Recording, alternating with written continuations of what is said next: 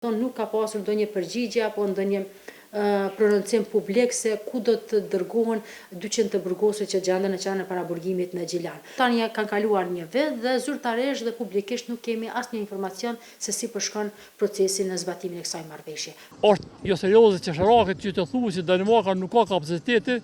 të pranojë të burgosur, por rrezikohet kjo ambient social ose shëndeti social i të burgosurve. Ku ne kemi bërë disa kërkesa, disa thirrje Ministrisë Drejtësisë që të diskutohet se ku do të vendosen ata persona dhe ende asnjëherë domethënë nuk ka pasur ndonjë përgjigje apo ndonjë prononcim publik se ku do të dërgohen 200 të burgosur që gjenden në qendrën e paraburgimit në Gjilan. Për shkak se numri prej 200 të paraburgosurve për të transferuar në një qendër tjetër të ngjashme të paraburgimit, në rrethonat aktuale çfarë gjendet sistemi korrektues në Kosovë, nuk ka domethënë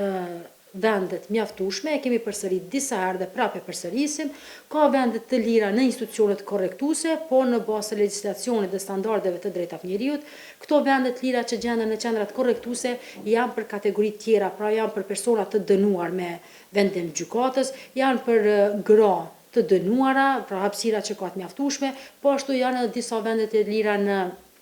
qendrën korrektuese për të mitur, gjithashtu edhe në burgun e sigurisë të lartë. Pra janë institucione të cilat nuk janë adekuate për zhvendosjen e 200 të paraburgosurve nga qendra e paraburgimit në Gjilan. Dhe kjo ka qenë një shqetësimeve që kemi adresuar, mirë, po deri më tani nuk kemi pasur ndonjë përgjigje apo ndonjë komunikim se si është menduar. Në aspektin ligjor është e zbatueshme si marrëveshje. Mirë, po në aspektin praktik, pra nuk ka ndonjë informacion se ku janë domethënë me procedurat për zbatimin e kësaj marrëveshje. Në bazë të disa deklaratave të zyrtarëve të institucioneve korrektuese, shihet që ka një bashkëpunim të ndërsjellët mes Kosovës dhe Danimarkës, pra zyrtarëve përkatës që janë domethënë kanë diskutime, kanë vizita reciproke shtetet mes vete, mirë po në aspektin praktik ende nuk ka asgjë konkrete, sepse marrëveshja parasheh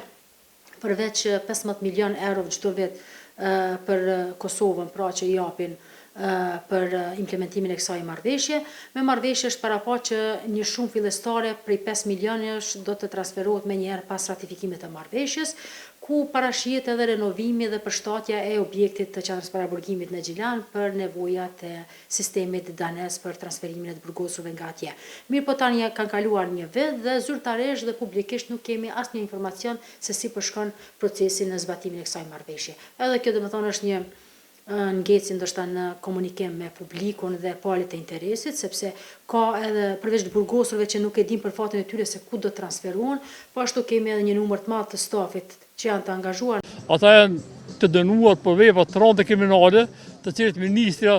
në detyra të them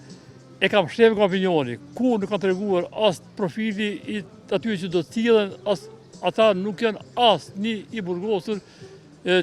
që ja vlen të vi këtu, sepse po të është të burgosur të mirë, Danimarka nuk do të cilëte, po përkundazi Danimarka nuk ka mundur ata të restrukturizoj, nuk do të merret me ta dhe për pak para i bjen në Kosovë. Është jo serioze qesharake që të thuhet se Danimarka nuk ka kapacitete të pranojë të burgosur, kur Danimarka është një ndër superfuqitë ekonomike në botë dhe një burg mund ta ndërtojë për 6 muaj ose mund ta përshtasë një objekt për 6 muaj e këtu po pret 5 vjet derisa të aftësohet burgu pas jakut të Gjilanit, familjarët duhet të vizitojnë të burgosit, ndoshta i kanë pas afër 10 km, 20, tash do të kalojnë 100 km të vizitojnë. Domthonë po rrezikohet kjo ambient social ose shëndeti social i të burgosurve dhe mbajtja kontakte të rregullt me familjarë.